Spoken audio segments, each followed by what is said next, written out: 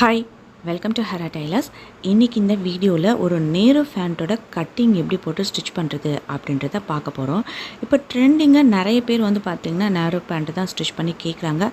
நம்ம ordinary pant தைக்கிறவங்களாக இருந்தால் இந்த கட்டிங் மட்டும் பார்த்தாலே போதும், ஸ்டிச்சிங் நீங்கள் 5 மினிட்ஸில் பண்ணிடலாம். இந்த பேண்ட்டுக்கு தேவையான அளவுகள் அப்படின்னு பார்த்திங்கன்னா மொத்தம் 4 அளவுகள் தேவை. ஒன்று உயரம், ரெண்டாவது புட்டை சுற்றளவு, மூணாவது இடுப்பு சுற்றளவு, நாலாவது கால் சுற்றளவு. இந்த அளவுகளை எப்படி எடுக்கணும் அப்படின்னு பார்த்தீங்கன்னா, முதல்ல உயரம் நீங்கள் இடுப்பில் எந்த இடத்துல நாடா கட்டுறீங்களோ அந்த இடத்துல இன்ச் டிப்பை ஃபஸ்ட்டு பிடிச்சிக்கோங்க. அதோட லென்த் எடுக்கும்பொழுது நார்மல் ஃபேண்ட்டாக தான் கீழே தர வரையிலான உயரம் நம்ம எடுப்போம். ஆனால் நேரோ ஃபேண்ட் அப்படின்றது அதோட ஹைட் கொஞ்சம் கம்மியாக இருக்கும். ஒவ்வொருத்தர் ஒவ்வொரு மாதிரி ஹைட்டு கேட்பாங்க. பெரும்பாலும் பார்த்திங்கன்னா நம்ம காலில் குலுசு போடுறோம் பார்த்திங்கன்னா, அந்த குலுசுலேருந்து ஒரு 1 இன்ச் கம்மி பண்ணுற மாதிரி நீங்கள் ஹைட் எடுத்துக்கோங்க. மற்றபடி வேஸ்ட் ஆகட்டும், ஹிப் ஆகட்டும், நார்மல் கால் ரவுண்ட் ஆகட்டும், நம்ம எப்பவும் போல் அளவு நம்ம எடுத்துக்க வேண்டியது தான். இப்போ நம்ம எடுத்த அளவை எப்படி கால்குலேட் பண்ணணும் அப்படின்னு பார்த்தீங்கன்னா, லென்த்து 34 இன்ச்சு நான் எடுத்த அளவு. அந்த லென்த்து கூட +2, அது இல்லாமல் +1. இது எந்தெந்த இடத்துல எப்படி இந்த 2யும் 1யும் நம்ம சேர்க்கணும் அப்படின்றத உங்களுக்கு கட்டிங்கில் காமிக்கிறேன். அதே மாதிரி ஹிப்பில் பார்த்தீங்கன்னா 36 இன்ச்சை 4ஆல் டிவைட் பண்ணிங்க அப்படின்னா 9 இன்ச்சஸ் வரும். அது கூட +1 இன்ச் சேர்த்தோம் அப்படின்னா உங்களுக்கு ஹிப் சுற்றளவு 10 இன்ச் வரும். இது ஹிப்போட சுற்றளவுக்கு. இதே ஸ்க்ராட்ச் லென்த் எடுக்கிறதாக இருந்தால் இதே ஹிப் அளவு டிவைடட் பை 4 +2 இன்ச்சஸ் அந்த ஸ்க்ராட்ச் லென்த்து, நார்மலாக இருக்கக்கூடிய ஸ்க்ராட்ச் லென்த்து அந்த அளவு நம்ம எடுத்துக்கணும். இப்போ இந்த மெஷர்மெண்ட்லாம் நம்ம கால்குலேட் பண்ணதுக்கப்புறமா கிளாத்தை எப்படி மடிக்கிறது அப்படின்றத பார்ப்போம். நம்ம நார்மல் ஃபேண்ட்டாக இருந்தால் கிளாத்தை பாதியாக ஃபோல்டிங் பண்ணுவோம். இப்போ இதுக்கு கட்டிங் பார்த்திங்கன்னா ஃப்ரண்ட்டு தனி பேக்கு தனி அப்படின்னு தான் வரும். இப்போ நான் மார்க்கிங் பண்ணியிருக்கேன். இப்போ உங்களுக்கு கிளியராக சொல்கிறேன் பாருங்கள். ஃபஸ்ட்டு கீழே 1 இன்ச் விட்டுடணும். நான் சொன்னேன் இல்லையா, +1 +2 எங்கெங்கே மார்க்கிங் பண்ணணும் அப்படின்னு சொன்னேன் இல்லையா. கீழே ஃபஸ்ட்டு 1 இன்ச் மார்க் பண்ணிக்கோங்க. அதோட உயரம் எவ்வளோ எடுத்தோம், நம்ம 34 இன்ச்சு. அதை மார்க் பண்ணிவிட்டு அதுக்கு மேலே 2 இன்ச்சு இடுப்புக்கு எலாஸ்டிக் வைக்கிறதுக்கு. நேரோ ஃபேண்ட்டுக்கு மோஸ்ட்லி எலாஸ்டிக் வச்சிங்கன்னா தான் நல்லாயிருக்கும். அதனால் மேலே இடுப்புக்கு மேலே 2 இன்ச்சும் இடுப்பு காலுக்கு கீழே 1 இன்ச்சும் எக்ஸ்ட்ராவாக விடணும். இப்போது ஹிப் சுற்றளவை 4ஆல் டிவைட் பண்ணி +1 இன்ச் வச்சோம் இல்லையா, அதை இந்த இடத்துல மார்க் பண்ணிக்கோங்க. அதே மாதிரி ஸ்க்ராட்ச் லென்த் ஹிப் சுற்றளவோட 4ஆல் டிவைட் பண்ணி +2 இன்ச் வச்சோம் இல்லையா, அதை இப்படி லென்த்தாக மார்க் பண்ணிவிட்டு இதுலேருந்து 2.5 இன்ச்சு அந்த கர்வ் கொடுக்கறதுக்கு 2.5 இன்ச்சு கொடுத்துட்டு கர்வ் கொடுத்துருங்க. இது மாதிரி கர்வ் கொடுத்ததுக்கப்புறமா இந்த கர்வ் கொடுத்த அந்த கோடு வரதுக்கு பார்த்துக்கிறீங்களா, அதாவது ஸ்ட்ரெயிட்டாக போட்டிருக்கோம் பாருங்கள். இங்கே இல்லை, ஸ்ட்ரெயிட்டாக இந்த இடத்துலேருந்து இந்த அளவு எவ்வளோ இருக்குன்றத சென்டர் மார்க் பண்ணிக்கோங்க.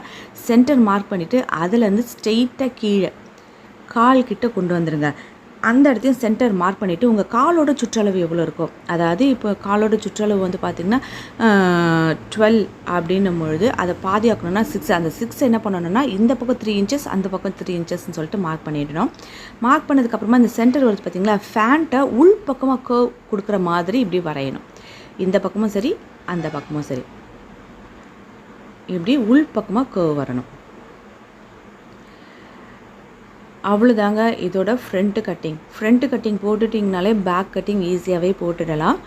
இப்போ இதை நம்ம கட் பண்ணி எடுத்துடுவோம்.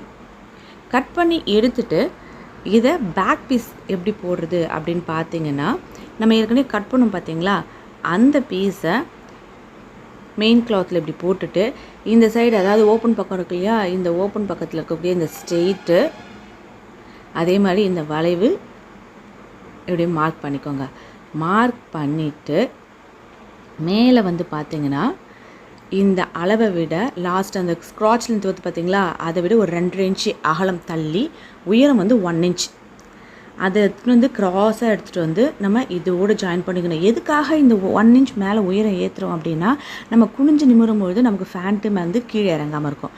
அதே மாதிரி லென்த்து கொடுத்து அதே 2.5 இன்ச்சுக்கு ஒரு கர்வ் கொடுத்துருங்க. அதாவது ஃப்ரண்ட்டை விட பேக்கு இடுப்புலேருந்து அந்த சைடு ஸ்க்ராட்ச் லென்த்துக்கு அகலம் வருது பார்த்திங்களா, அது 2.5 இன்ச் அகலம் அதிகமாக இருக்கணும்.